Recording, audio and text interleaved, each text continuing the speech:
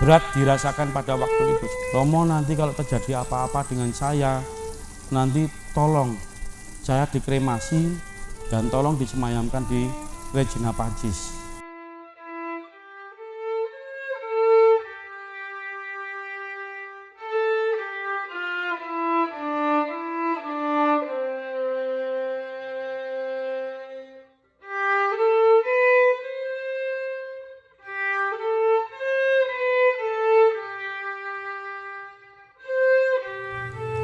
Saudara-saudari terkasih, selamat berjumpa.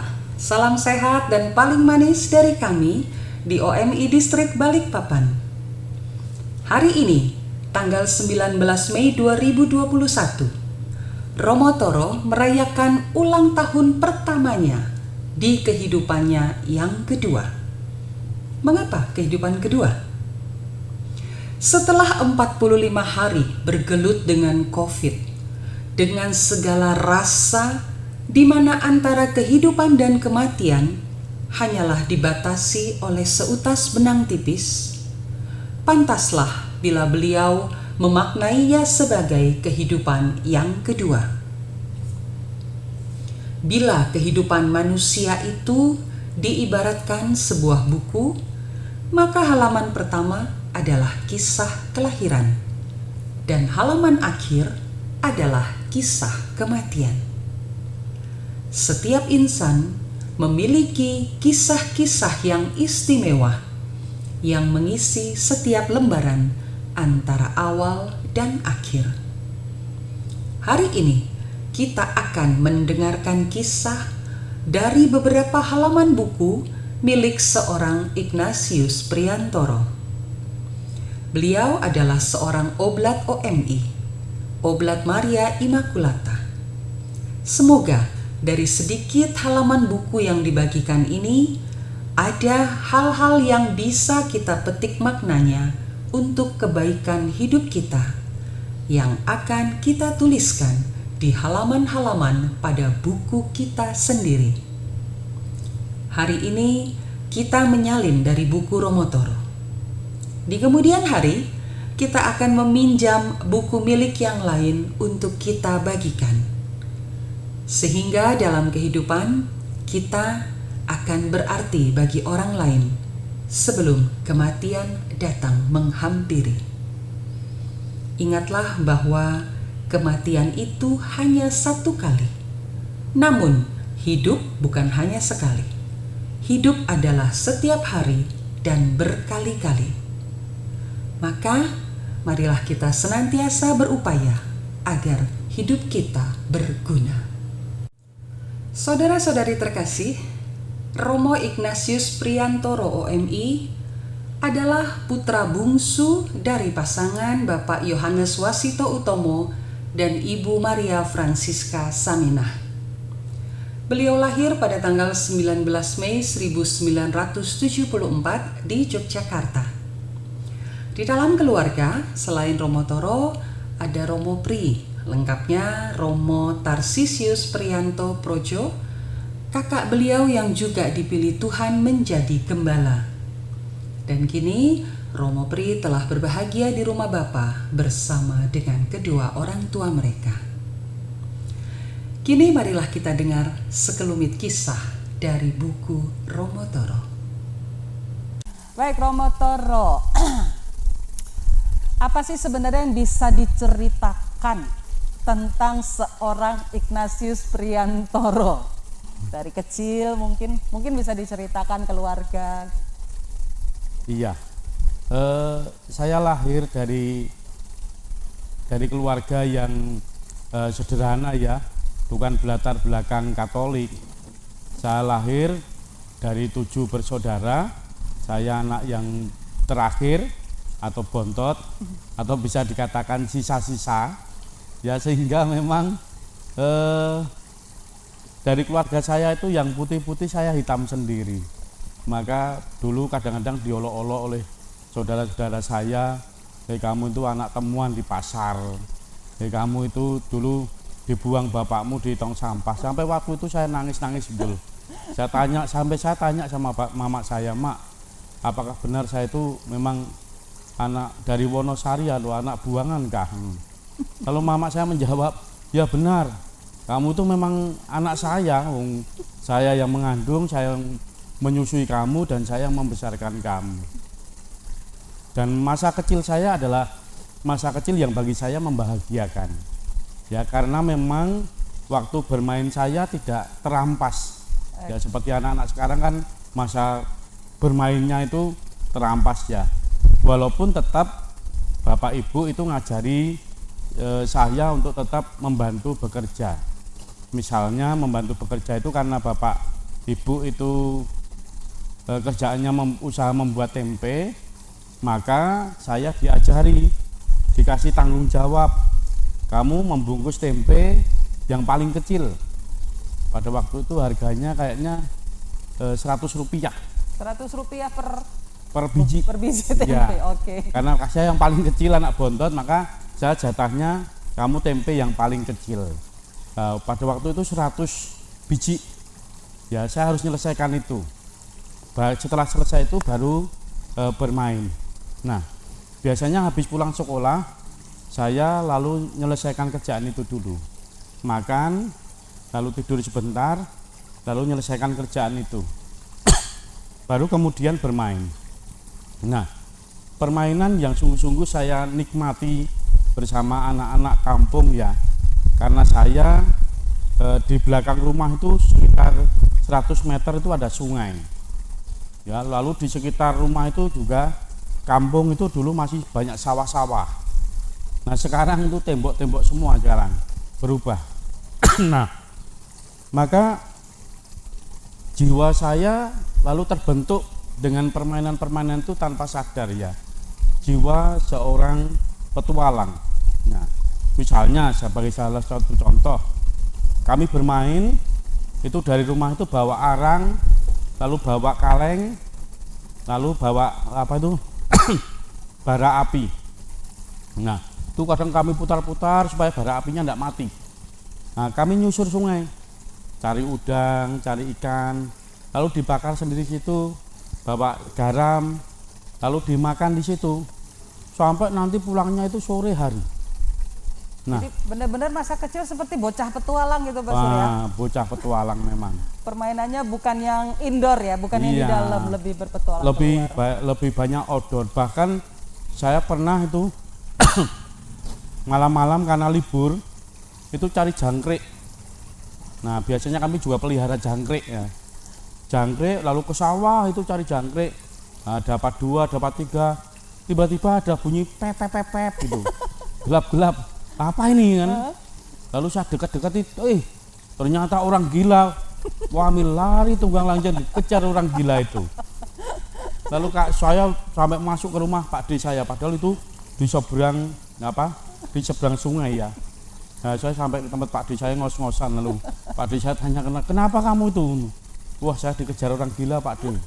Itulah anak-anak malam-malam cari jangkrik. Nah, selain cari jangkrik juga pernah kami cari ular. Jadi ular yang di pohon-pohon itu, yang ular kayu itu kami cari, itu kalau gigit nggak berbisa. Nah, kami cari, kalau ada ular itu wow, kami panjat terus cepat itu langsung kami tarik gini, langsung masukkan karung. Bisa dapat 20, bisa dapat 30. Terus diapain Mbak Sur? Lalu digoreng sama-sama. Dibersihkan, digoreng sama-sama. Lalu selain itu juga permainan-permainan yang lain kami nikmati betul. Misalnya musim layang-layang, nah kami bermain layang-layang. Musim kelereng, kami bermain kelereng. Musim kalau sepak bola itu udah tiap sore. Tiap sore pasti main sepak bola. Entah di lapangan, entah di depan rumah. Nah, salah satu yang menarik bagi saya adalah ketika saya berpetualang nyusuri sungai dengan ban dalam mobil. Ban dalam mobil, tiga ban dalam lalu gabung jadi satu. Lalu kami nyusuri sungai. Setelah sampai ujung itu karena ada air terjun itu kami berhenti di situ. Kami naik nyusuri selokan. Namanya di Jogja itu selokan Mataram, kalau orang Jogja tahu selokan Mataram. Kami nyusuri selokan Mataram tuh. Kalau ada jembatan yang agak pendek, kami langsung terjun ke selokannya, kami pegangan begini, masuk jembatan, naik lagi, sampai di kampus UGM, jauhnya sekitar mungkin 9 kilo, 8 kilo lah dari rumah. Nah baru itu pulang kami ngangkut ban dalam itu, pulang ke rumah, dikempesin sehingga menjadi ringan. Nah, maka masa kecil seperti itu lalu menjadi menarik bagi saya ya, karena memang masa kecil yang tidak terampas ya. Nah, Benar-benar menyenangkan ya kalau didengar. Maksud itu tidak kehilangan masa kecil, jadi benar-benar mainannya anak-anak begitu ya. nah Seperti itu ya. nanti akan mempengaruhi nanti cerita ke belakangnya ketika nanti saya harus memilih kongregasi Oh, ya, dengan jiwa yang seperti itu ya, jiwa lapangan, jiwa berpetualang seperti itu akan mempengaruhi nanti ketika pilihan panggilan. baik Pastor, sebelum Pastor barusan bicara tentang kongregasi, sebelum ke sana, Pastor kan hubungan dengan ibu dekat banget ya. Iya, Apa arti seorang ibu di matanya Romo Toro? iya. Bagi saya ibu merupakan pelindung, justru pelindung bagi saya. Ibu justru peneguh bagi saya. Dan panggilan saya juga dipengaruhi oleh ibu pada akhirnya, walaupun pertama-tama ibu tidak menyetujui ya. Dan dalam perjalanan waktu saya memang sangat dekat dengan ibu, bahkan saya sampai kelas 6 SD itu masih tidur dengan mama. Oh, manggilnya Ya. mama ya, manggilnya Ya. mama ya. Baik. Simbok biasanya dulu. Simbok malah. Tidur dengan simbok. Ketika baring-baring saya paling suka di rambutnya dielus-elus simbok gini. Jadi biasanya kalau sudah dielus-elus gini lalu cepat tertidur. Lama tertidur. Nah. Ya itu privilege-nya anak bontot ya. Iya, itu privilege-nya anak bontot. Bahkan kepercayaan simbok itu kepada saya, itu uang saku kakak-kakak itu dipercayakan dalam genggaman saya. Wow. Nah, karena memang yang paling dekat pada waktu itu kalau simbok pergi ke pasar kan sekitar jam 5 pagi ya. Jam 5 pagi uangnya udah ini untuk jajannya kakak-kakakmu dan kamu. Nah, pernah suatu hari itu enggak tahu genggamannya itu uangnya kemana itu. Hilang. Bah, saya dimarah-marah seluruh rumah. Ya. Dimarah-marah seluruh rumah. Dan ketika sore hari mereka lapor sama mama kan, sama simbok. Ini bahwa uangnya itu hilang, kami tidak dapat makan di sekolah. Lalu simbok hanya mengatakan, ya bagaimanapun dia adikmu masih kecil, harus latihan bertanggung jawab. Itu bagi saya itu figur pelindung ya. Simbok tidak menyalahkan saya, ya simbok selalu membela saya. Nah, dan selalu meneguhkan saya ya. Nanti dalam panggilan pun juga akan terasa ya. Ketika nanti bagaimana simbok meninggal itu juga akan berpengaruh pada panggilan saya. Itu seorang ibu bagi saya ya. Simbok seorang pelindung. Baik Pastor, kita bicara panggilan. Kemudian dari seorang anak yang masa kecilnya begitu anak-anak kalau saya bilang ya, begitu anak-anak dengan segala kehebohannya yang menyenangkan, kemudian bisa tiba-tiba terpikir atau untuk menjadi seorang imam, untuk menjadi seorang romo itu apa sih gara-garanya Pastor? Iya. Saya sebenarnya waktu kecil itu tidak pernah ya cita-cita menjadi seorang imam, itu tidak pernah. Seperti misalnya anak kecil ditanyai, kamu besok jadi apa? Jadi pastor, seperti Pastor Toro misalnya kan. Saya tidak seperti itu. Karena apa? Karena saya sendiri baru baptis kelas 6 SD ya, bersama dengan orang tua saya. Maka saya tadi katakan bahwa latar belakang keluarga saya bukan latar belakang Katolik ya. Bahkan kakak saya yang nomor pertama dan kedua tetap Muslim sampai sekarang. Tapi relasi kami baik sekali. Nah, tahun 1985 simbok sama beberapa kakak perempuan itu baptis. Pada waktu itu saya sudah ikut pelajaran sama mereka. Tapi mereka mengatakan kamu nanti aja itu baptis tahun depan aja bersama bapakmu sama Mas Pri. Akhirnya apa? Akhirnya saya ikut pelajaran lagi. Jadi saya itu pelajarannya 2 tahun. Nah, biasanya 1 tahun ya saya dapat 2 tahun, ulangi lagi. Jadi Mas Pri pun tidak dari kecil berarti baptis Tidak. ya? Oh. Dia sudah SMP ya, SMP sehingga dalam ijazahnya namanya tidak pakai Tarsisius, namanya namanya Prianto. Nah, saya bersyukur karena saya baptisnya kelas 6 SD, sehingga ijazahnya saya pakai nama Ignatius Priantoro sampai sekarang.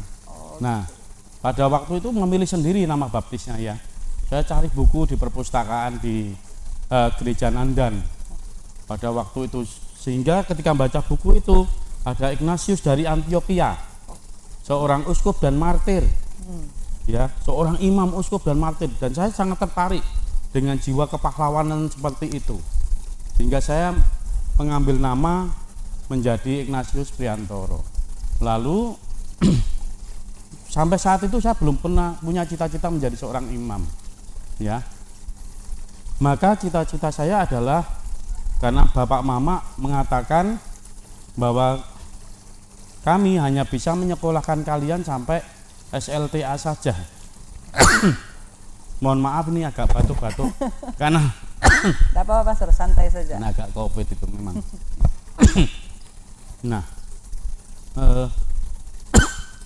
Mama mengatakan demikian.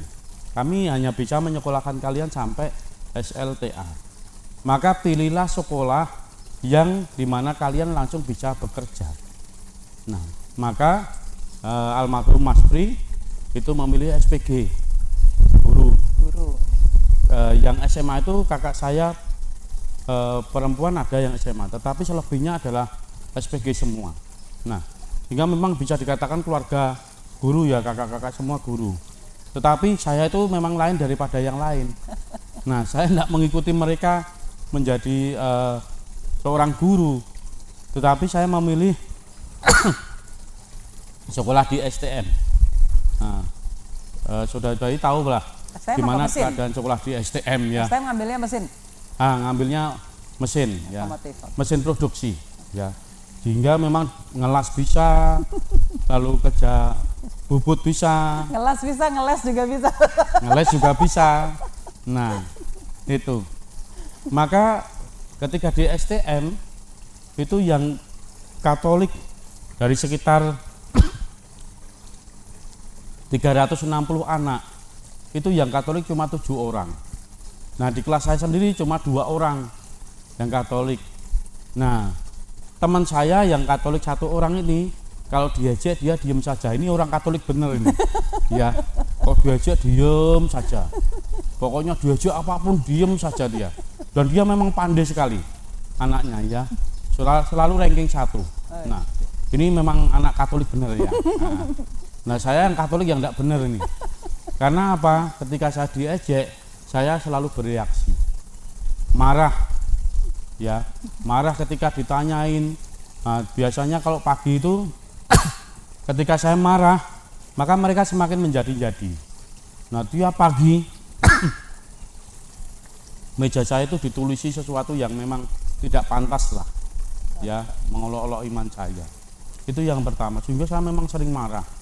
Lalu yang kedua, mereka sering tanya sama saya, di mana saya juga tidak bisa menjawab. Nah, pada waktu itu ya baru tahun 86 jadi Katolik, lalu sekolah di STM, lalu ditanyain, kenapa Tuhanmu itu 3? Nah, kenapa itu yang melahirkan Yesus itu masih tetap perawan? Nah, mengapa kamu berdoa melalui patung-patung? Nah, pada waktu itu kalau tiap hari ditanyai seperti itu, lalu saya tidak bisa menjawab. Jengah juga akhirnya Pastor, ya. Lalu akhirnya bunek juga. Lalu juga selain itu, ketika ada pelajaran agama yang lain, nah, saya keluar itu sambil mereka teriaki, keluar kamu kafir itu, keluar kamu itu. Nah, saya dengan kedongkolan itu ya keluar. Nah, tapi langsung pulang. Nah, tidak lanjutkan pelajaran lagi. Maka pada waktu itu reaksi saya adalah, Tuhan, saya sudah menjadi seorang Katolik. Kenapa tidak ada yang membela saya? Kenapa saya seperti ini? Kenapa Tuhan tidak membela saya? Nah, sehingga pada waktu itu memang saya mengalami yang namanya padang pasir ya. krisis iman saya. Saya sampai mengatakan lah Tuhan itu omong kosong lah. Tuhan Yesus itu tidak ada. Nah, buktinya ya saya seperti ini, ya tetap seperti ini. Nah, maka karena saya menjadi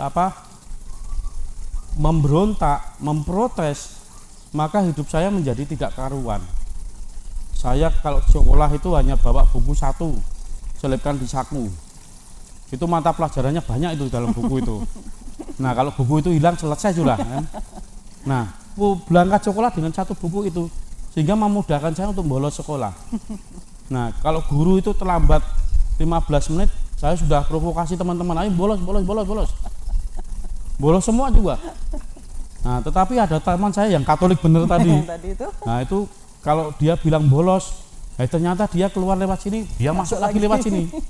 Nah, saya tahu itu, sehingga saya langsung ketika kita bolos lewat sini, saya langsung ke pintu sini. Nah, ketemu dia, ayo kamu, kenapa tidak ikut bolos? Nah, ini orang Katolik bener. Nah, saya tidak bener waktu itu ya, sehingga saya mengalami krisis iman. Sekolah sering bolos, lalu kalau bolos ke pasar hewan, lalu tidak pernah ke gereja. Hari Minggu saya tidak pernah ke gereja. Hari Minggu selalu saya gunakan untuk ke pasar hewan. Walaupun tidak beli, saya hanya lihat-lihat saja. Nanti orang pada pulang ke gereja, saya udah pulang ke situ juga lagi. Nah, pada waktu itu saya senang dengan burung merpati ya. Burung merpati, sehingga saya sering beli burung merpati. Pada waktu itu saya punya sekitar 4 pasang ya. Nah, sehingga merpatinya memang merpati balap. Sehingga tambah lagi, saya tidak pernah di rumah. Saya kerjaannya adalah burung merpati, lalu ke lapangan, ke sawah untuk balapan burung merpati.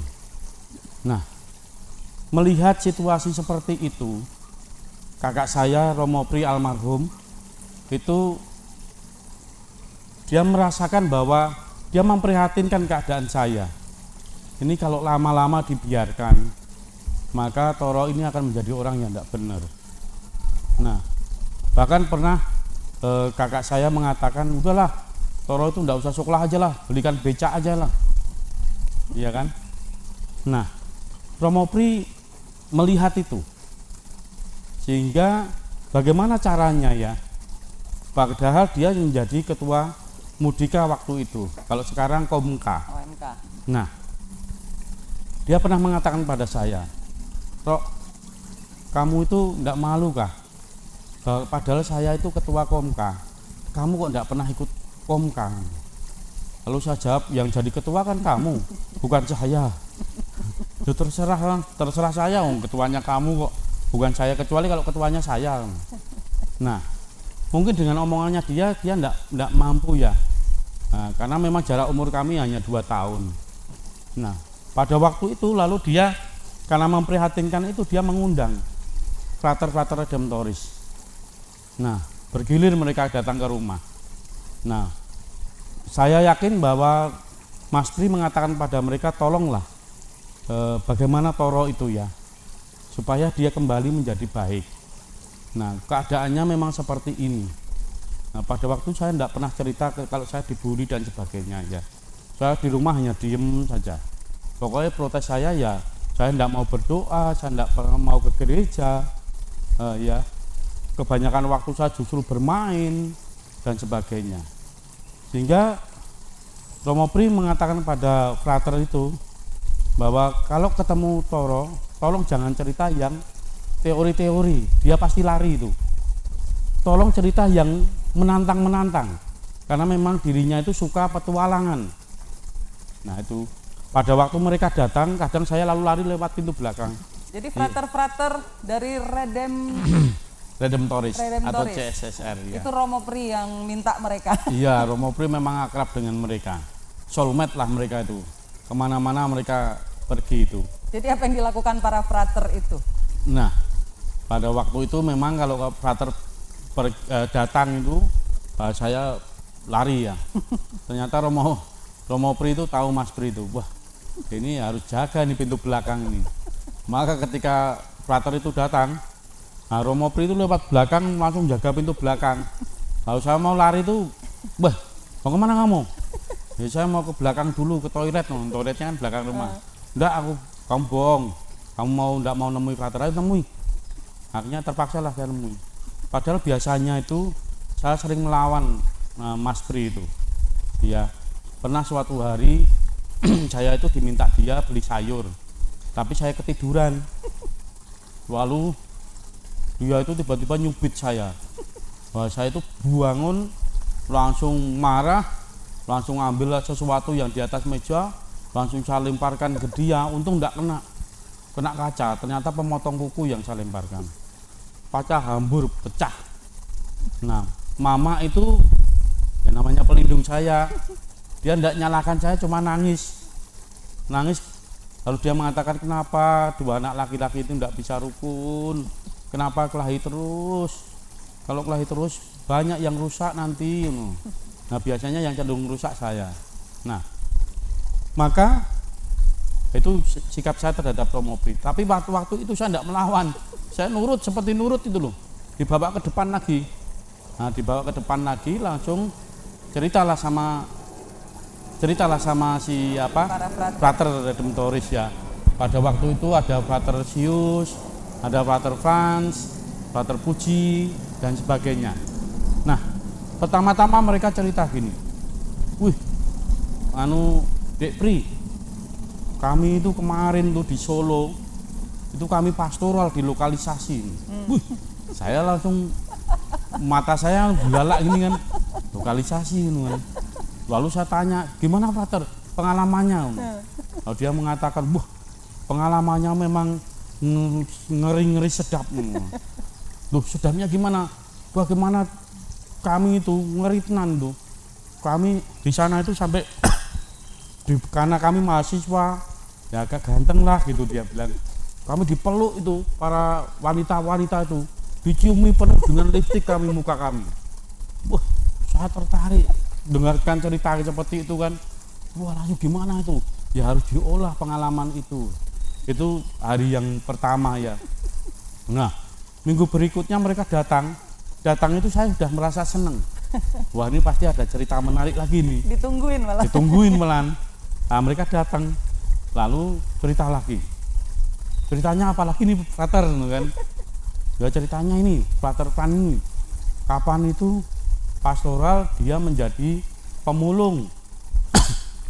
Nah, ketika dia jadi pemulung, nah, temannya ini usil, KTP-nya itu sembunyikan, sehingga dia pernah ditangkap jadi pemulung, ditangkap lalu dibawa ke RT, lalu ditanyai macam-macam. Akhirnya apa?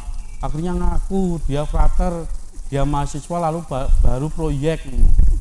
Nah, dilepas. Nah, cerita-cerita macam itu lalu menarik bagi saya ya, sehingga saya tertarik dengan cerita-cerita mereka.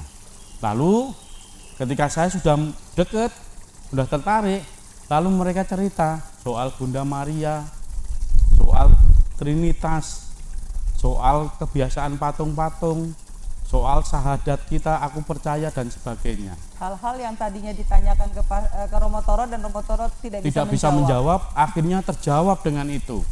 Lalu komentar saya adalah, Frater, kalau mau pandai seperti itu, sekolah di mana?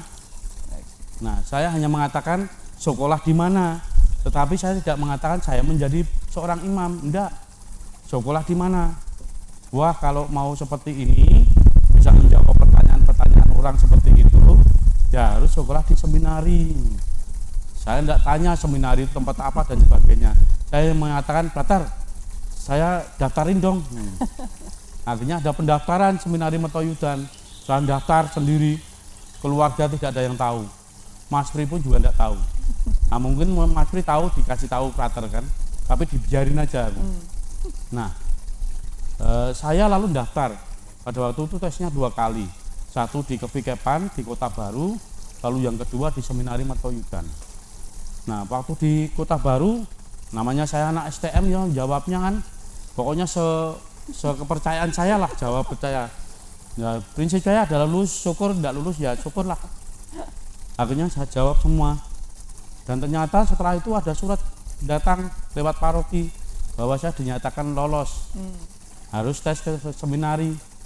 Nah waktu itu lalu saya diantar Frater Redemptoris juga untuk tes di seminari Mertoyudan. Nah lalu tes di sana, dan pada waktu itu saya langsung ziarah. Saya ingat ziarah ke Gua Maria Sendangsono. Nyepeda Sendiri. berdua, bertiga dengan teman saya. Ya, nah, teman saya itu hanya pengen main aja, tapi saya pengen ziarah saya. Lalu di Sendangsono itu saya mengatakan kepada Bunda Maria, saya ingin sekolah di seminari itu. Kalau saya diterima ya syukur, kalau saya tidak diterima ya syukur gitu kan. Maka pada akhirnya lalu ada pengumuman lagi, wih saya diterima. Nah ketika bapak mama membaca surat itu, lalu mama mengatakan kamu mau sekolah di sini, kowe arep sekolah neng kene, kuwi tempatnya nggo calon romo-romo kuwi. Lho aku daftar ning kono kok mak, aku kudu mlebu ning kono. Nah mama hanya mengatakan ya udahlah, nek kowe arep sekolah ning kono, kalau kamu mau sekolah di situ, saya tidak mau membiayai. Nah di situ saya bingung, gimana ini? Nah mungkin kadang ini terjadi ya, anak-anak mau sekolah seminari lalu kesulitan biaya ya. Nah untungnya saya lari ke pastor stasi di situ, Redemptoris juga. Lalu saya mengatakan pada Romo, saya itu diterima di seminari, tetapi simbok saya itu tidak mau membiayai saya. Lalu Romo ini Redemptoris ini mengatakan, ya wes ya sudah, kamu berangkat saja. Nah untuk simbokmu tadi urusannya nanti saya yang ngurus. Saya lega sekali. Akhirnya saya berangkat bersama dengan teman-teman Redemptoris. Ya saya pamitan cium tangan simbok, ya simbok cuek aja lah. Bapak juga, kalau bapak itu lebih, pas kamu milih pasti kamu yang melaluinya, kamu pasti yang baik lah. Nah, akhirnya saya lalu berangkat. Tetapi hati simbok tadi karena dekat dengan saya, ketika saya masuk seminari Mertoyudan, walaupun hanya setahun, simbok saya itu ternyata tanpa sepengetahuan saya, itu sering ziarah ke makam Romo Sanjoyo di Muntilan. Muntilan. Dari situ dia lanjut ke seminari Mertoyudan, lalu hanya bawa kerupuk kah, makanan kah, lalu sedikit uang, lalu dia pulang. Itu tiap Jumat pertama. Nah biasanya lalu bruder mengatakan ada kiriman untuk Toro dari mamanya. Saya rasanya senang sekali, berarti mama saya ini mengizinkan saya, udah saya tidak usah khawatir gitu kan.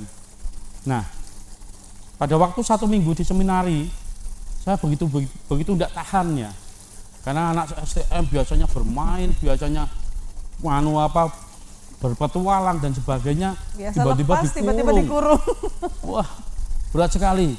1 minggu itu, lalu 1 minggu dikurung, tidak boleh keluar itu. Nah 1 minggu itu boleh keluar tapi hanya sekitar seminari. Nah saya namanya anak STM, saya cerita sama teman saya namanya Edi, mau pulang Kak Edi? Lah yuk pulang yuk. Akhirnya kami naik bis ke Jogja dan turun Jombor, jalan kaki ke rumah. Nah nanti janjian sama si Edi tadi jam 3 harus di Jombor ya, supaya nanti jam 5 kita udah sampai di seminari, aman semuanya ya. Setelah 1 bulan ketemu dengan pembimbing, lalu tanya pembimbing saya Romo Margi Santoso Yesuit, "Kok sudah kerasan di sini?" Nah, saya mengatakan, "Sudah Romo, kerasan sekali sudah di sini." "Lah kamu kerasan kok kemarin pulang kamu?" Wah, pikir saya siapa yang ngasih tahu nih? "Iya Romo, saya memang kangen sekali sama orang tua." "Ya jangan diulangi lagi, nanti kalau diulangi lagi kamu langsung angkat koper ya." "Ya Romo." Nah itu di Mertoyudan. Lalu kami akhir tahun ajaran itu harus membuat keputusan, memilih di mana. Pada waktu itu yang promosi adalah Yesuit, Okso, lalu MSF, lalu Projo.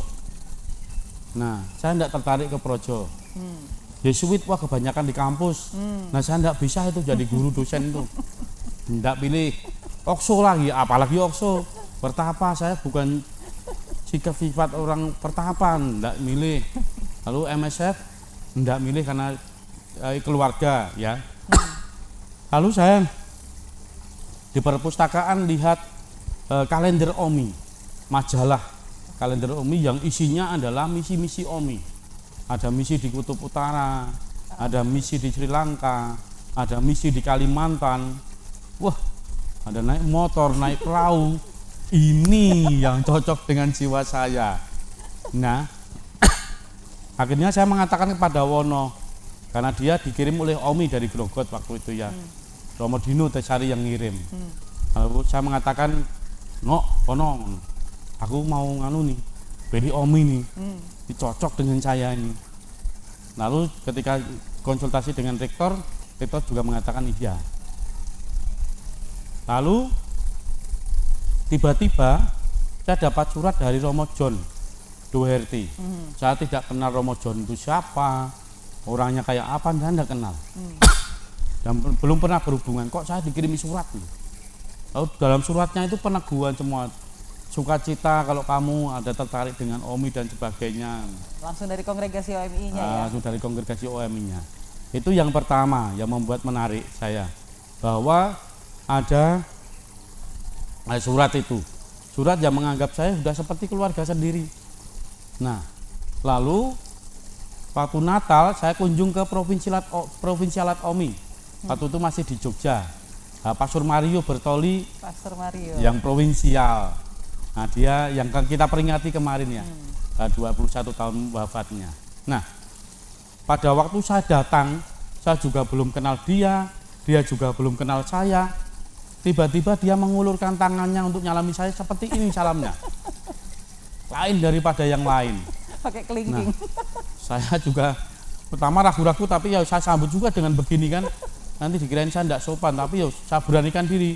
Saya sambut begini, lalu dia begini juga, lalu saya ditarik, dipeluk dia.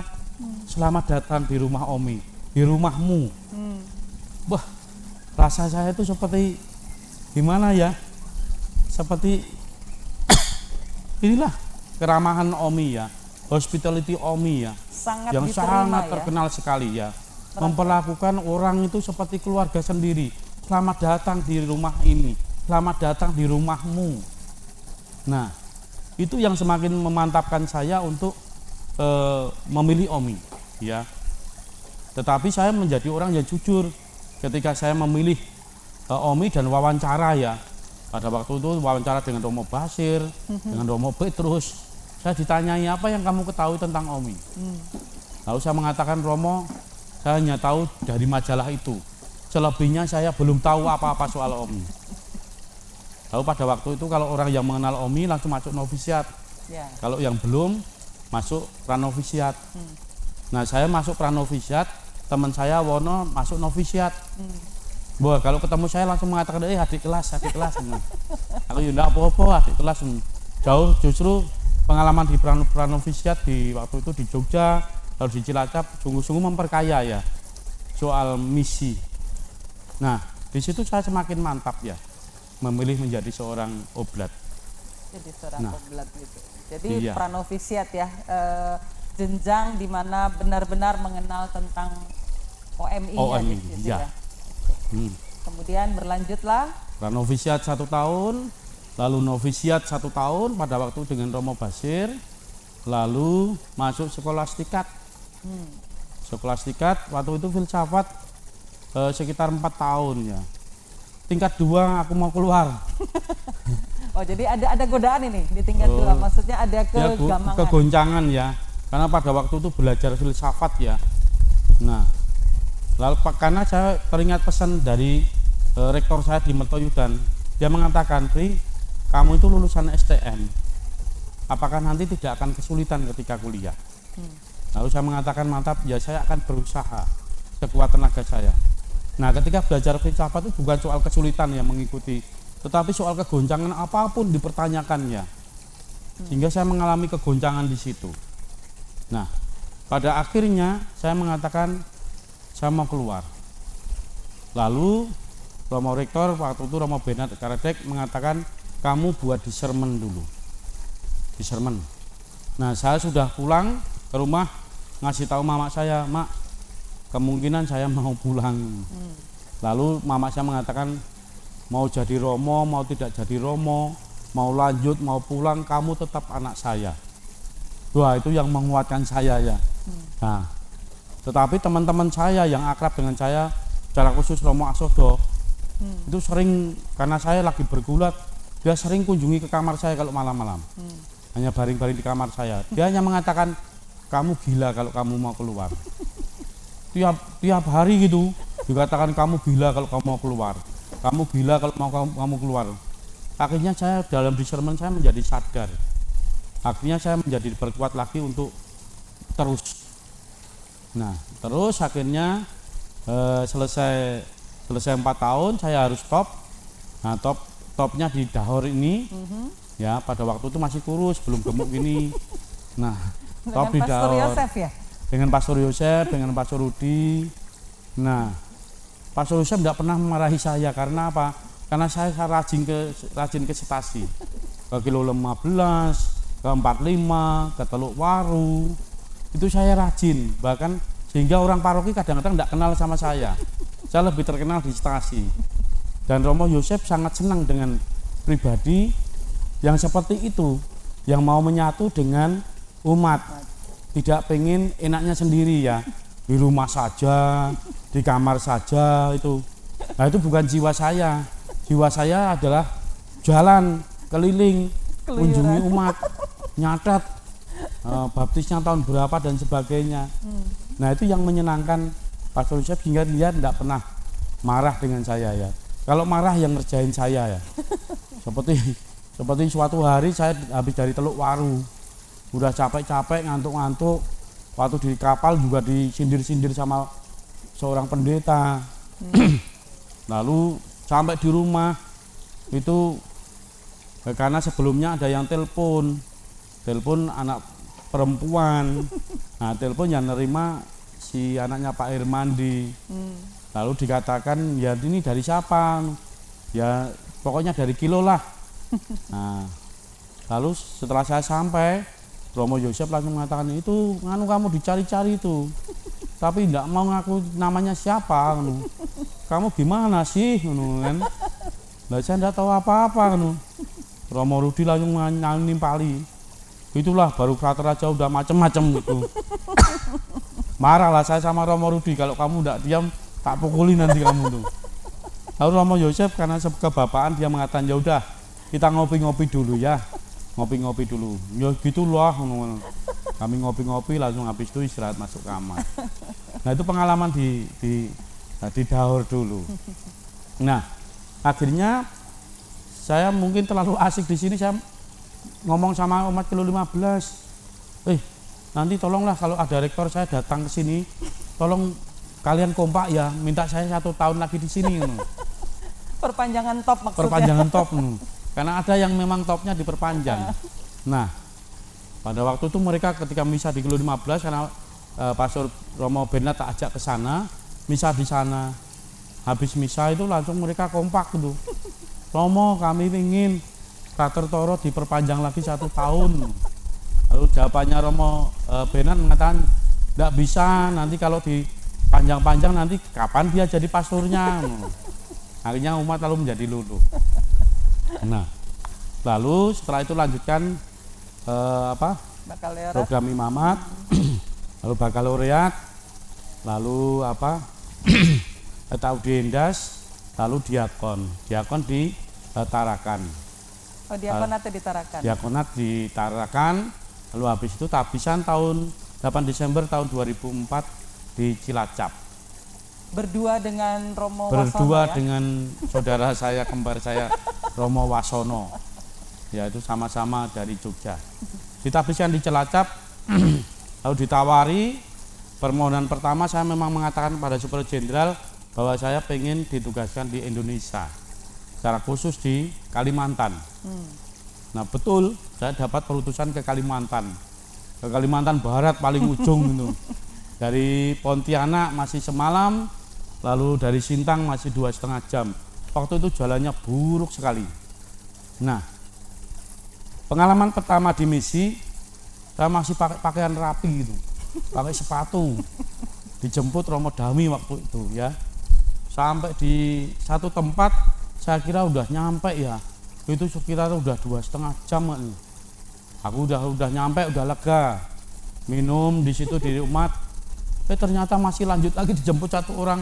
Romo, kita belum sampai di paroki ini, baru tengah-tengahnya. Waduh.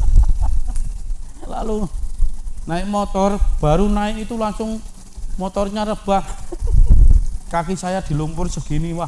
Sepatu saya itu wah, yang rapi-rapi itu apa guna ini? Ya itu langsung sampai di paroki banjir.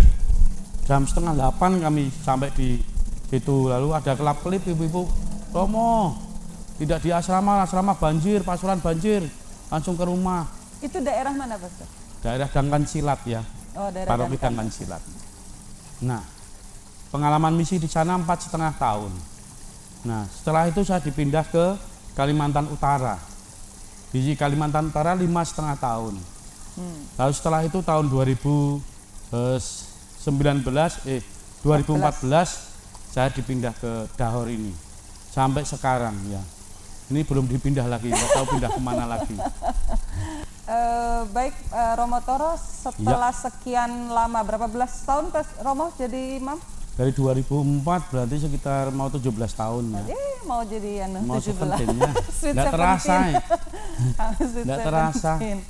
Baik, pengalaman pastoral, mungkin ada pengalaman pastoral yang bisa Romo Toro ceritakan mungkin. Ya, satu sajalah. Iya. Banyak sih pengalaman pastoral yang menarik ya. Karena saya udah di 3 tempat ya. Di Paroki Dangkan Silat, lalu di Paroki Pulau Sapi, lalu di Dahor. Ya, paling menarik bagi saya ya, semuanya sih menarik ya, karena pengalaman ya. Pada waktu itu di Sengayan itu baru, karena saya baru di situ ya, pasurannya ya masih pasuran papan, lalu 5x6 dengan 2 kamar kecil. Nah, papannya juga masih renggang-renggang, bisa dilihat dari bawah. Kalau dari samping tidak bisa dilihat. Nah, lalu setelah itu ada beranda, lalu ke dapur. Nah, padahal tidak ada TV dan sebagainya. Nah, ketika saya tidak ada TV ya saya perlu berita, saya nontonnya di tempat tetangga. Nah, tempat tetangga, lalu kadang-kadang yang rebutan remote control ya saya sebagai tamu yang menyerah lah sama anaknya kan. Akhirnya nonton film kartun terus. Padahal saya pengen nonton berita. Lalu saya ketika turun ke pusat paroki, saya ngomong dengan Pastor Natalino, Pastor, saya itu nonton TV di umat.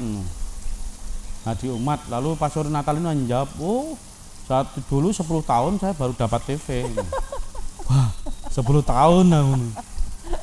Akhirnya saya pulang ke Sengayan, lalu saya nonton TV di tempat tetangga, lalu saya foto, minta difoto kan. Waktu itu masih BlackBerry Messenger ya. Okay. Nah, fotonya saya jadikan profil picture. Lalu umat pada komentar, Romo itu lagi ngapain? Nonton TV di tetangga. Aku bilang, loh kok bisa? Ya karena di pasuran belum ada TV kan. Oh iyalah Romo, nanti saya kirim ya. Nah, langsung paginya ditransfer. Lalu saya langsung turun beli TV seperangkatnya itu kan. Lalu saya katakan sama Pastor Natalino, saya ternyata tidak perlu 10 tahun ya, baru 2 hari juga dapat TV. Tapi itu namanya memang saya merasakan kepedulian umat ya. Ketika melihat seorang pastor, pasti umat pengen membantu, menunjang, mendukung misi pastor. Tetapi yang paling menarik di sana adalah walaupun listrik ya hanya adanya jam 6 sore sampai jam 12 malam ya. Setelah itu ya gelap gulita. Nah, lalu saya biasanya bekerja pagi itu sampai jam 10 administrasi udah selesai. Apa yang dikerjakan udah selesai. Dari jam 10 sampai jam 12 mau ngapain. Nah, maka dituntut harus kreatif.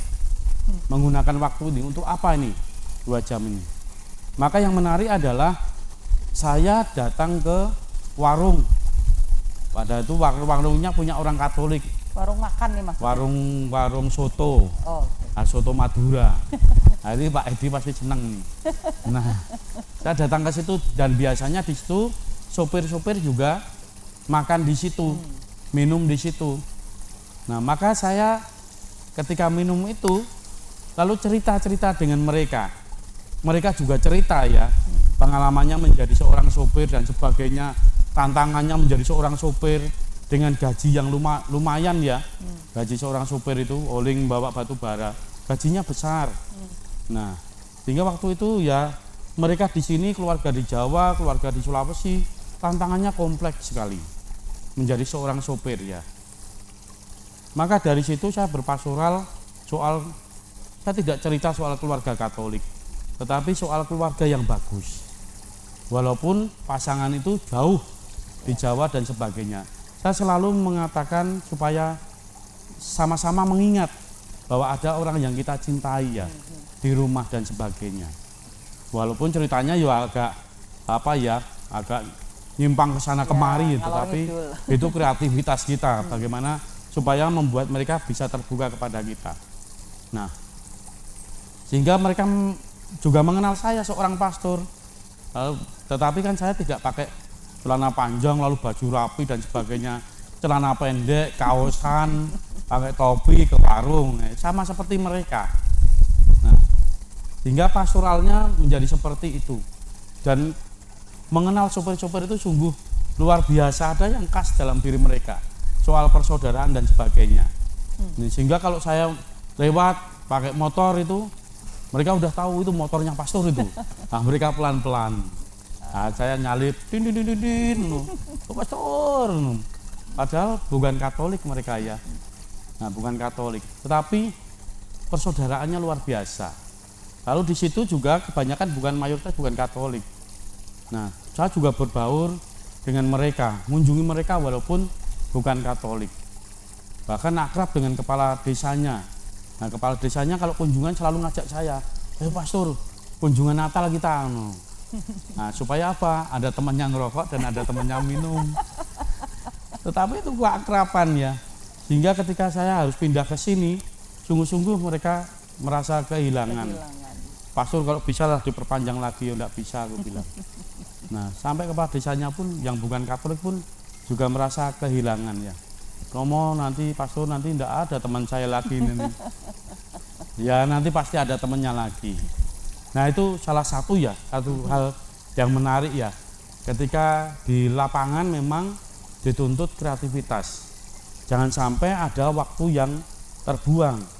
Bagaimana kita juga menyesuaikan diri dengan setempat, tetapi tidak lebur dengan tempat itu. Menyesuaikan diri tetapi tidak lebur. Ya. Nah, bergabung dengan supir tetapi tidak lebur menjadi seorang supir.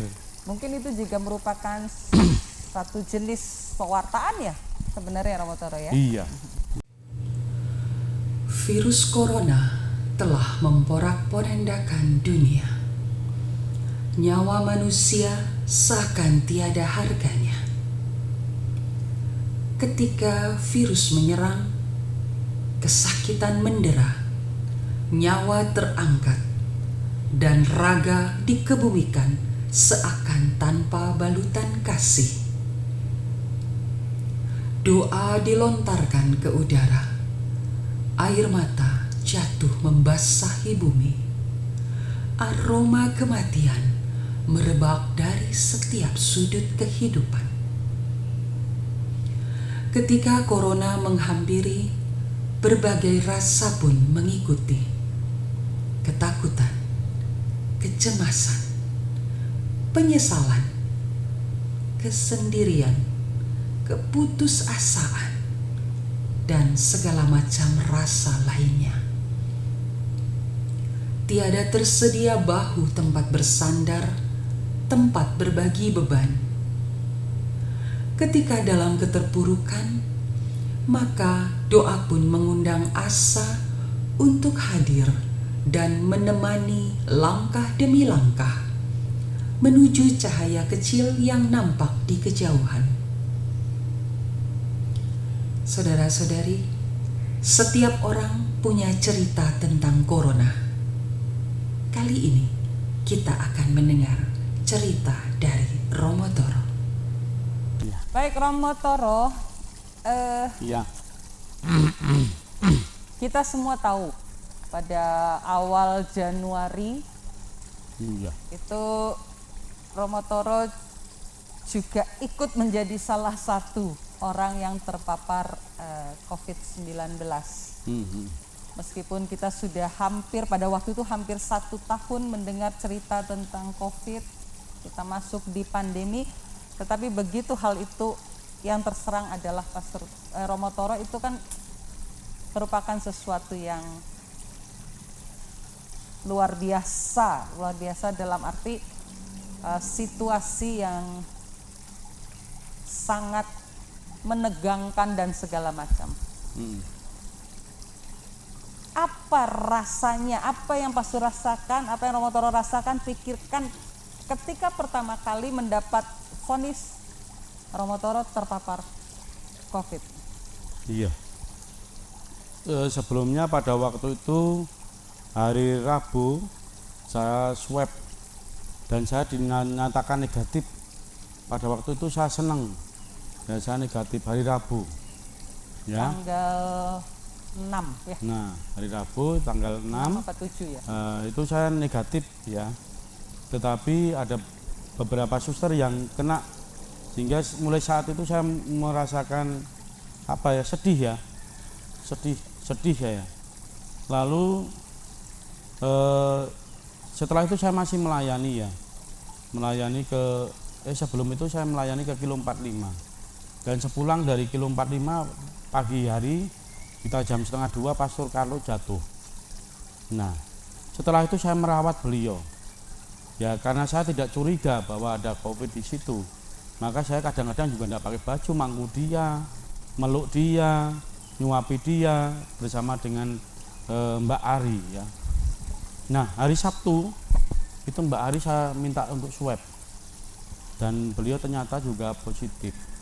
Lalu saya minta swab juga karena selalu berhubungan.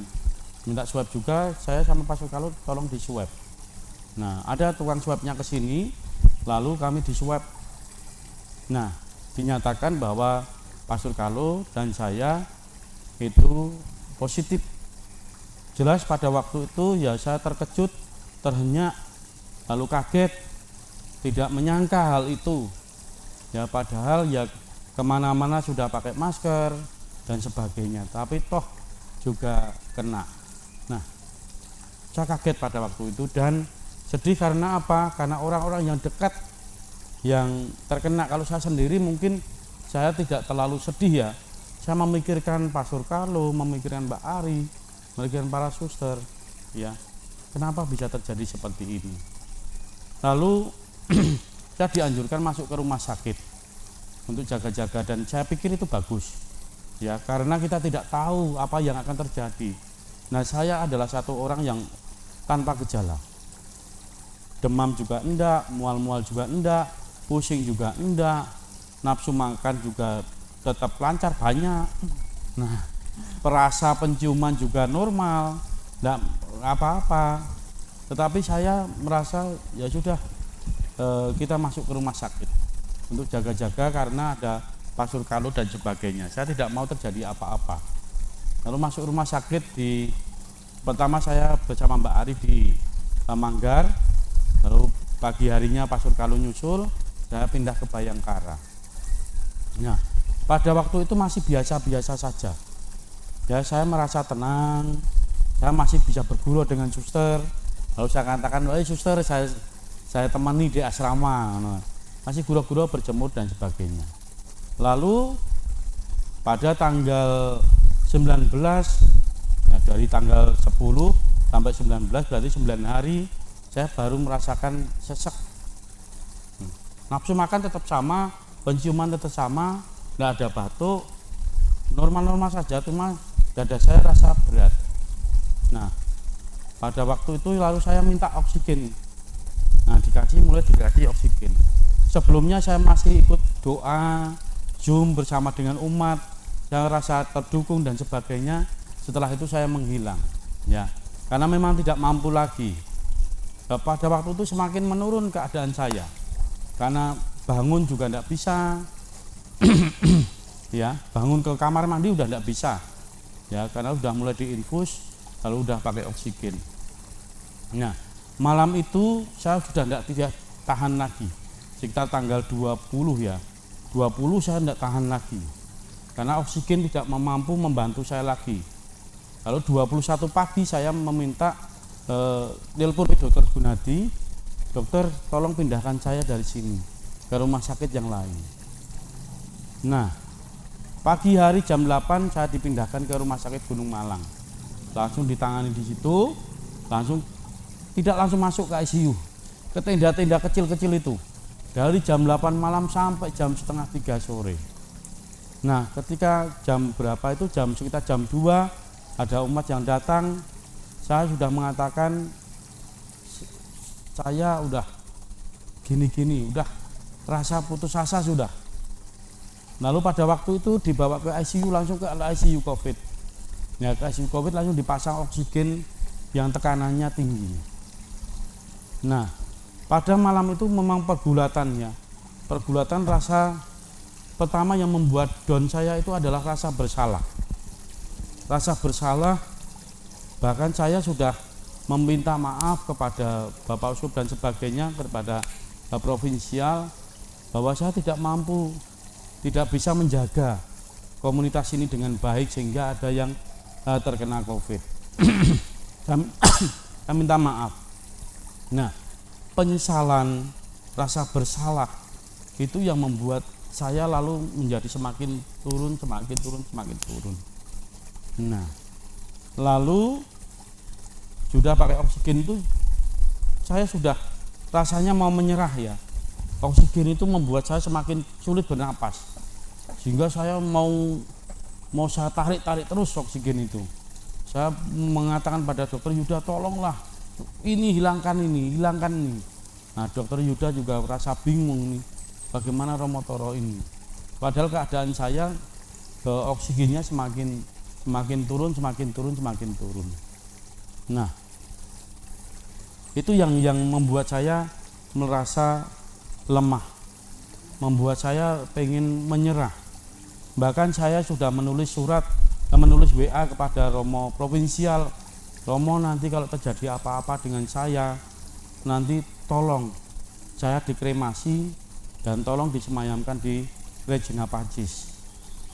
Nah, 2 kali saya menulis hal itu ke Romo Eko, berarti penting itu ya. Tetapi Romo Eko hanya mengatakan udahlah, enggak usah ngomong gitu, bahkan enggak dibalas sama dia. Nah, saya merasa menyerah, lalu saya juga meminta minyak suci, karena saya udah, maksud saya seorang pastor mau meninggal enggak dikasih minyak suci, aku bilang. Nah, hari berikutnya saya minta minyak suci pada Romo Yoyon, saya minta gini. Lalu Romo Yoyon mengatakan, ya saya berkati. Karena saya tidak bisa ngomong karena oksigen kencang sekali. Romo Yoyon, ya udah saya berkati. Gini. Oh, minyak suci. Ya minyak suci. Jadi pada waktu itu ada perawat ya yang Katolik juga, sehingga melihat peristiwa itu juga apa ya, rasanya mau nangis gitu loh. Berat dirasakan pada waktu itu, sehingga saya memang sungguh-sungguh menyerah dan ya Tuhan, kalau saya memang dipanggil ya dipanggil lah, aku bilang. Jangan sampai penderitaannya itu lama gitu loh. Maaf ya, agak aneh. Iya. Lalu yang menguatkan saya pada waktu itu, pertama yang menguatkan saya, perawat yang Katolik ini, ketika saya mengatakan menyerah, dia mengatakan ini, Romo tidak boleh ngomong gitu. Romo selalu mengatakan kepada kami, ayo semangat, jangan sampai putus asa. Kalau kami ini sedang lagi down, Romo selalu mengatakan gitu. Tetapi kenapa Romo sekarang mengatakan seperti ini? Kenapa Romo menyerah? Nah, Lalu dia mengatakan itu, kalau Romo menyerah, saya tidak mau merawat Romo. Ya, itu satu hal yang menguatkan saya. Lalu yang kedua, di antara ketidaksadaran saya pada waktu itu, mungkin sempat saya tidak sadar ya. Nah, selalu jiwa saya, pikiran saya itu dibawa ke misalnya misi di Kalimantan Barat, di Kalimantan Utara, di Jogja, di rumah dan sebagainya. Nah, ketika sadar kembali, saya masih di infus. Nah, dalam ketidaksadaran itu datang, saya alami ya, datang almarhum mama saya. Dan saya memahami bahwa mama saya udah meninggal. Mama saya, simbok saya udah di surga. Dan simbok saya sekarang jadi malaikat. Nah, saya berpikir seperti itu, saya merasakan seperti itu. Dan dia datang menjumpai saya. Dan pada waktu itu saya teringat, ketika saya kecil, itu saya juga mau meninggal pada waktu itu karena sakit. Nah, mama saya itu berusaha sekuat tenaga, dia pergi jauh untuk mencari obat bagi saya. Dan akhirnya dia dapat obat dan saya menjadi sembuh. Nah, pada saat itu, mama saya hanya mengatakan dengan senyumannya yang khas, aku cari obat untuk kamu. Nah, dari situ ada semangat bahwa ketika mama cari obat, pasti saya sembuh. Nah, itu yang kedua yang menguatkan saya. Lalu yang ketiga yang menguatkan saya adalah doa umat. Nah, doa umat. Pada waktu itu teks Injil yang selalu saya ingat bukan soal Bartimius yang minta disembuhkan karena buta. Yesus anak Daud, kasihani aku. Saya bukan soal itu. Yang selalu saya pikirkan bukan teks itu. Tetapi yang muncul adalah teks peristiwa seorang yang lumpuh dibawa beberapa orang datang kepada Yesus. Tetapi karena itu penuh, mereka sampai bongkar atap. Ya, bongkar atap. Lalu diturunkan. Yang dilihat oleh Yesus bukan orang yang lumpuh. Yang dilihat oleh Yesus adalah iman dari beberapa orang ini yang membawa orang itu. Nah, ketika saya terbayang itu, lalu saya terbayang banyak umat yang mendoakan saya tiada putus-putusnya. Nah, bahwa banyak umat yang mencintai dan mengharapkan saya sembuh. Nah, itu yang membuat saya bangkit kembali. Ya, bangkit kembali, dan semangat itu juga dilihat oleh dokter ketika saya hampir dipasangi ventilator. Tapi dokter juga pertimbangan terus-menerus, karena dipasangi ventilator itu kemungkinan hidupnya juga kecil. Nah, minta persetujuan ke sana kemari, bicara terus, pokoknya dipertimbangkan terus. Nah, ketika saya mengalami semangat itu, didatangi oleh mama saya sebagai malaikat saya, lalu disadarkan oleh perawat yang merawat saya, disadarkan juga oleh umat yang mendoakan saya terus menerus. Itu yang memompa semangat saya sehingga dokter melihat, oh ternyata mulai naik, sehingga syukur pada Tuhan tidak jadi dipasangi ventilator. Nah,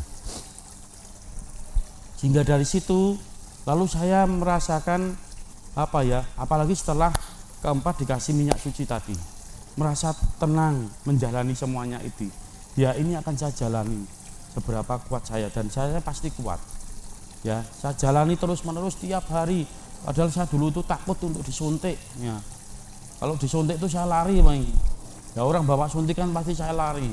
Tetapi setiap hari diinjek, setiap hari diambil darahnya 2 kali, membuat saya lalu tidak takut lagi menjalani semuanya itu, ya dengan sumeleh, dengan berserah, dan juga bersemangat bahwa saya akan sembuh. Tidak terasa ya, ketika 16 hari di ICU COVID, lalu tiba-tiba pagi hari saya sungguh gembira ketika satu perawat yang Katolik mengatakan, Romo tak kasih bocoran ya. Bocoran apa? Aku bilang, kan ujian juga enggak ini bocoran. Saya guro-guro. bocoran Romo, walaupun dokter belum mengatakan, saya kasih bocoran hasil swab Romo yang kemarin itu. Romo sudah negatif ya. Rasa syukur saya sampai pegang tangannya dia, Tuhan, syukur pada Tuhan saya sudah negatif ya.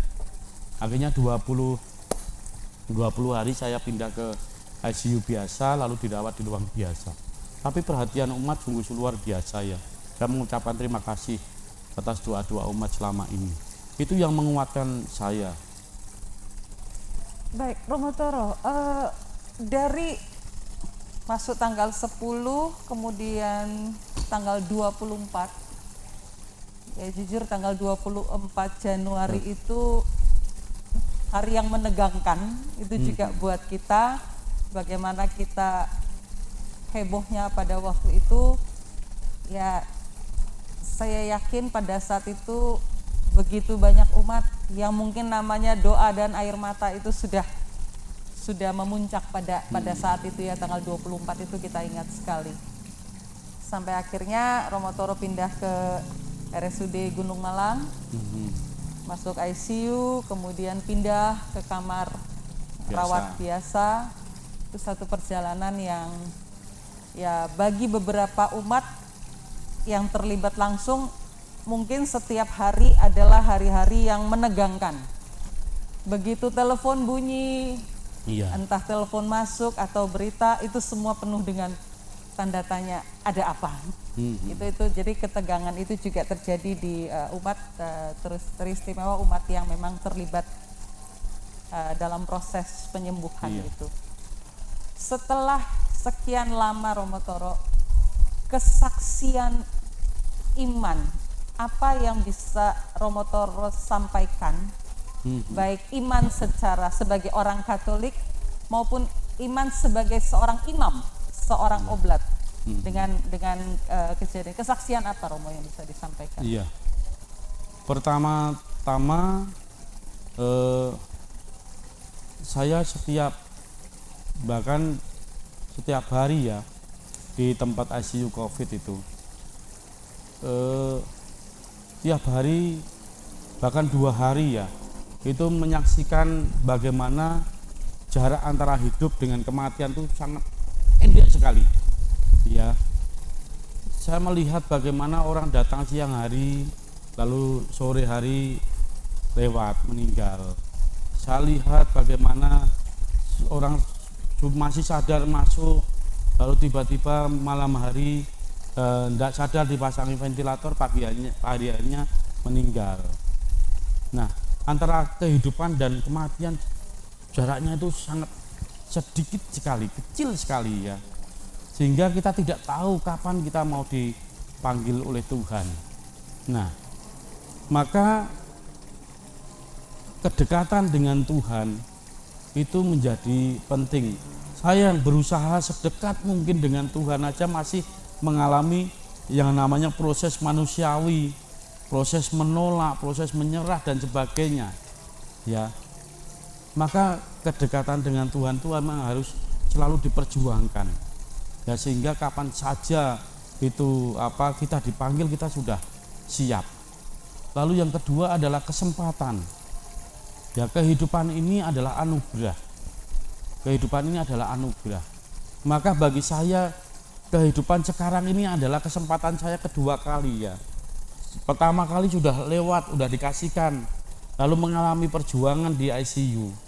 Nah, saya hidup ini adalah kehidupan yang kedua, kesempatan yang kedua, dan kehidupan ini adalah anugerah yang diberikan Tuhan. Maka pada waktu itu saya berjanji, Tuhan, saya akan semampu sekuatan saya akan menggunakan waktu ini sebaik-baiknya untuk melayani umat yang Kau percayakan. Maka yang saya lakukan ketika saya sembuh, walaupun masih ngap-ngap ya, orang minta Romo, minta berkat rumah, ayo berkat rumah. Saya tidak pernah menolak. Dari dulu memang kalau saya disuruh melayani memang saya susah untuk menolak ya. Ya, bahasa kami itu daya tolaknya rendah. Daya tolaknya rendah ya. Murah hati tetapi tidak murahan ya. Nah, tetapi tetap pakai prinsip-prinsip ya, murah hati.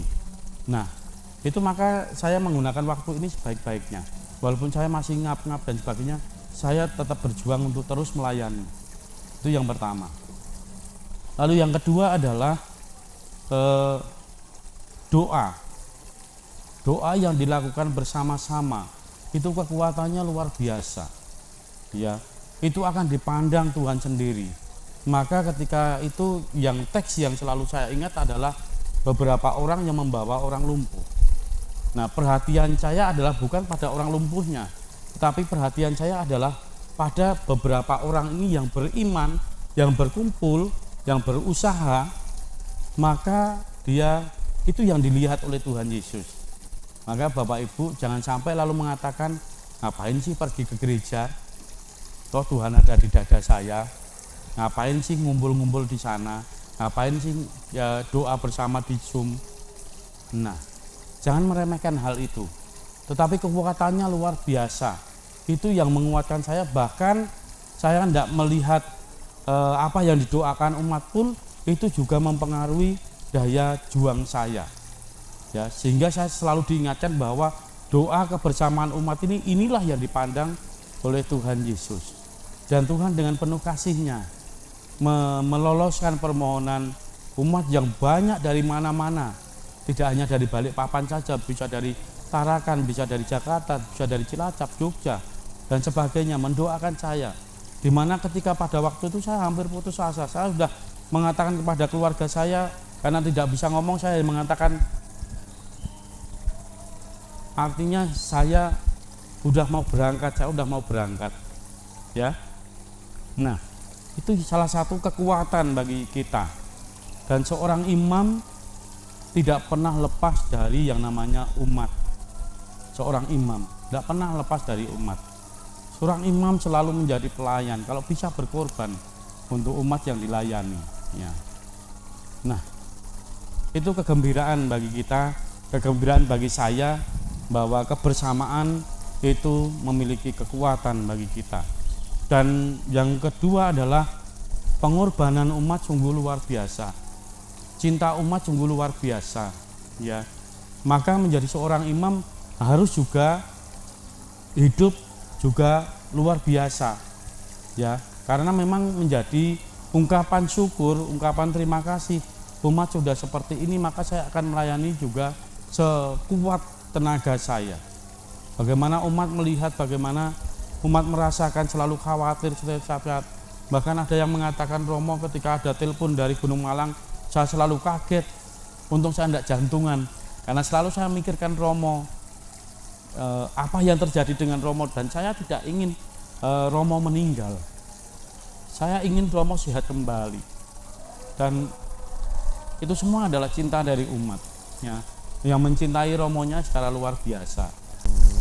Baik Romo Toro, sebenarnya dari situasi yang Romo Toro ceritakan tadi, apa yang Romo Toro rasakan, apa yang Romo Toro alami selama hampir 2 bulan, bagi kami pun umat itu juga merupakan satu, apa ya, disebut mungkin pembelajaran.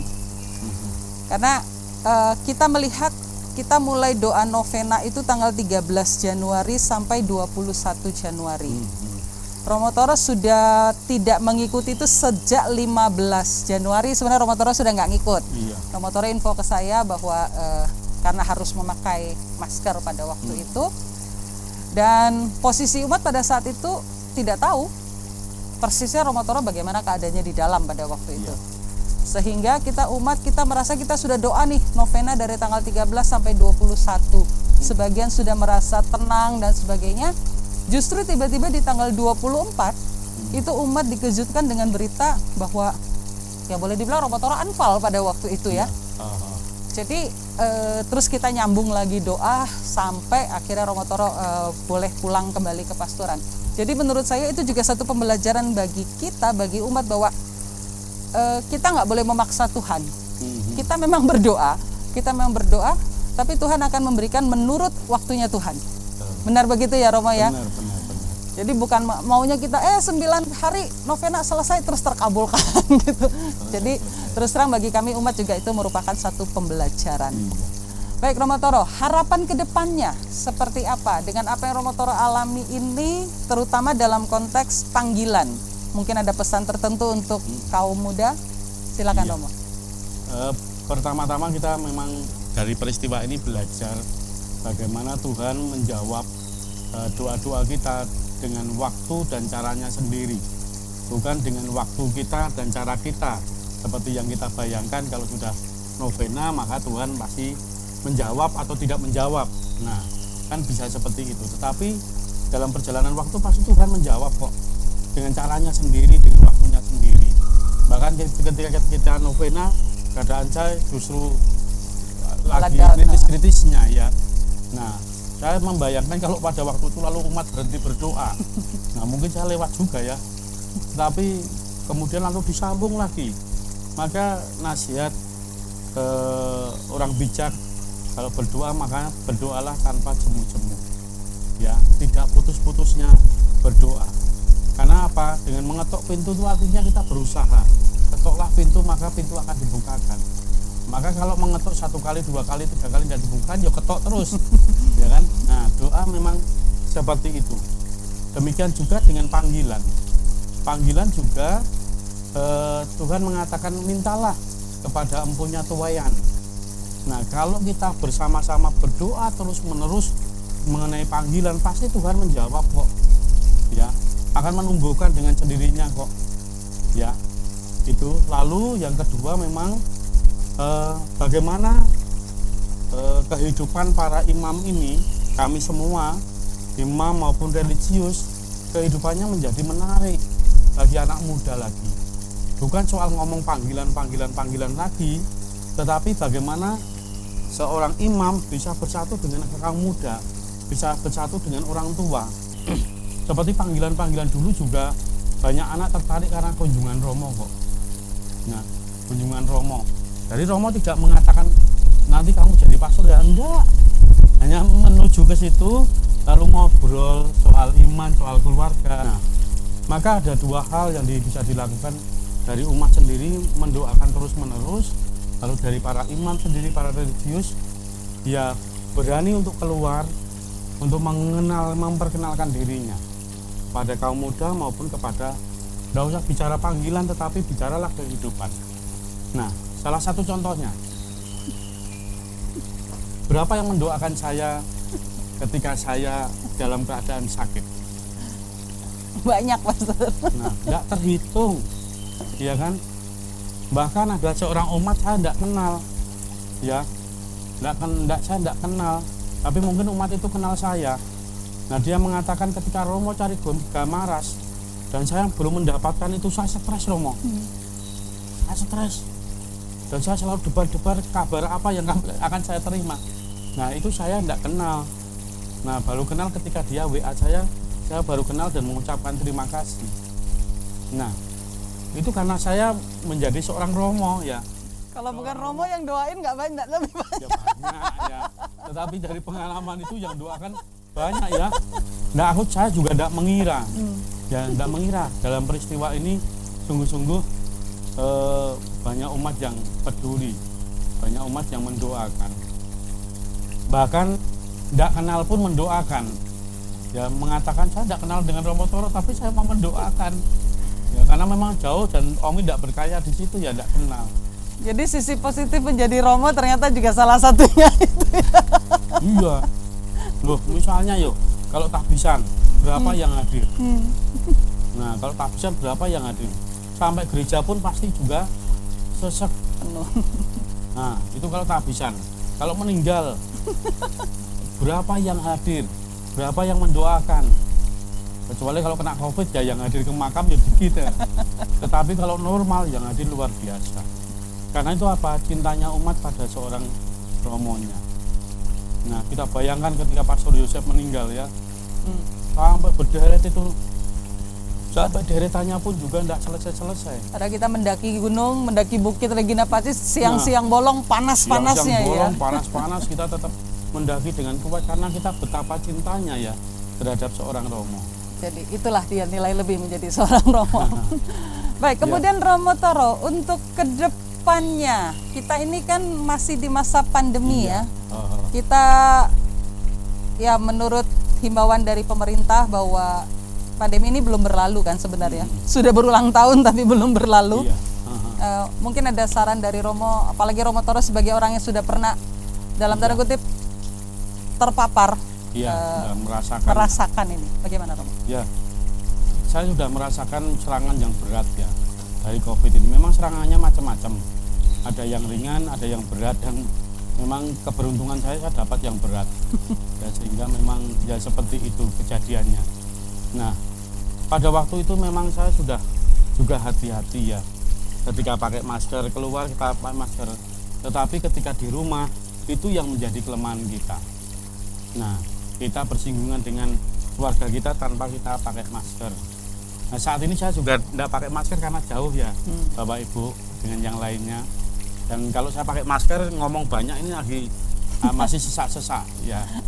Maka oleh karena itu, walaupun kita sudah divaksin, jangan sampai kita menjadi euforia. Walaupun kita sudah divaksin, jangan sampai mengatakan, oh saya tidak akan bisa kena. Walaupun kita sudah pernah kena, jangan sampai mengatakan saya tidak akan kena lagi. Nah, bisa terjadi, kita bisa menggali pengalaman di India, di mana mereka ketika menyatakan kami sudah menang dengan virus ini, disitulah serangan yang kedua. Disitulah saat orang lengah dan tidak mengabaikan protokol kesehatan sehingga terjadi ledakan yang kedua. Nah, kita tidak mau Indonesia seperti itu, kita tidak mau umat kita ada yang kena lagi, para pastor ada yang kena lagi, kita tidak mau seperti itu. Maka kita tetap protokol kesehatan, cuci tangan, lalu pakai masker, lalu pakai hand sanitizer, jaga jarak, kurangi pergi keluar dalam kerumunan. Kita harus jaga itu ya. Kita tetap banyak stay home di rumah. Kalau penting sekali baru keluar di rumah, dan itu pun juga jangan sampai berkerumun. Kalau saya memberkati rumah, saya melayani tetap, tetapi saya mengatakan hanya yang punya rumah yang hadir pada waktu itu, sehingga apa? Tidak terjadi kerumunan. Nah, itu juga demi keamanan saya, juga demi keamanan keluarga itu. Saya berdoa, saya berharap bahwa tidak ada lagi dari kita yang terpapar COVID ini. Sudah cukup sekali ini saja ya. Baik, terima kasih Romo Toro untuk waktunya. Semoga apa yang disampaikan Romo Toro ini bisa menjadi pembelajaran bagi kita semua. Ada hal-hal yang bisa kita petik baik dari segi iman maupun dari segi pengalaman. Iya. Terima kasih Romo Toro. Terima kasih semuanya.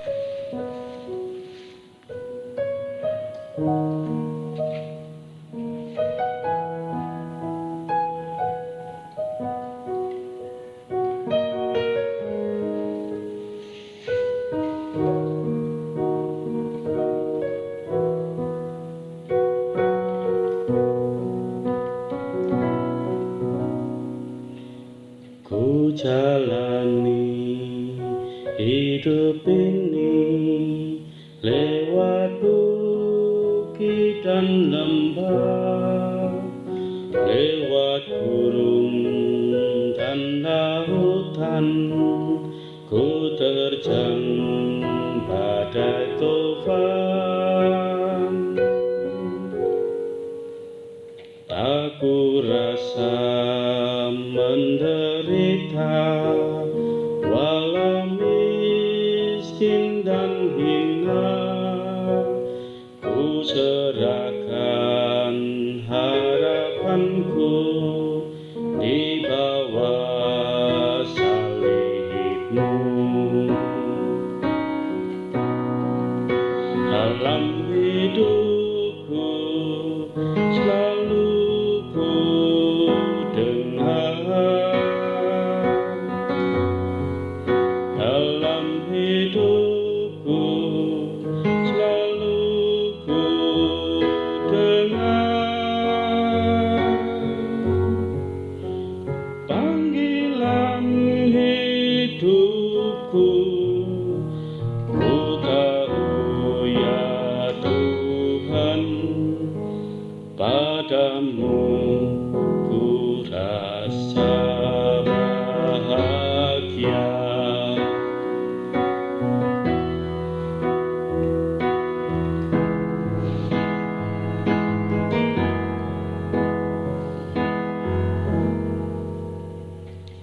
Setiap hari ku lalui penuh syukur padamu, segalanya telah kau beri, hujan berkat melimpah. Ku kan tetap mengikuti panggilan-Mu ya Tuhan, ku serahkan segalanya di bawah salib-Mu. Dalam hidupku selalu ku dengar, dalam hidupku selalu ku dengar panggilan hidupku. Ku tahu ya Tuhan, padamu ku rasa bahagia.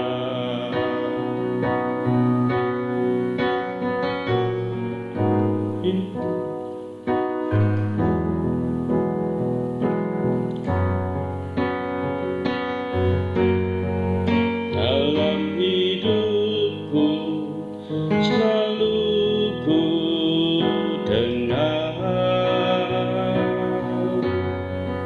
dalam hidupku selalu ku dengar panggilan hidupku. Ku tahu ya Tuhan, padamu ku rasa bahagia, padamu ku rasa bahagia.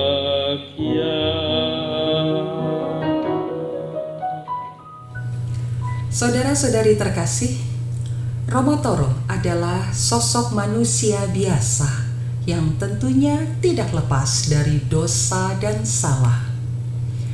Maka dengan diperolehnya kehidupan kedua ini bagi Romo Toro, selain merupakan pengalaman yang penuh dengan pembelajaran, baik bagi Romo Toro sendiri maupun bagi kita, juga merupakan kesaksian untuk kita semua bahwa Tuhan itu ada dan sungguh maha kuasa.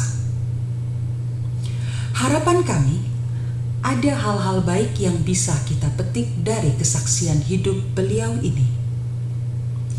Kisah hari ini adalah salah satu ungkapan syukur untuk kesempatan hidup yang kedua. Di lain kesempatan, kami akan meminjam buku milik yang lain dan membagikan kisahnya. Dan Romo Toro, selamat merayakan sukacita ulang tahun pertama di kehidupan yang kedua.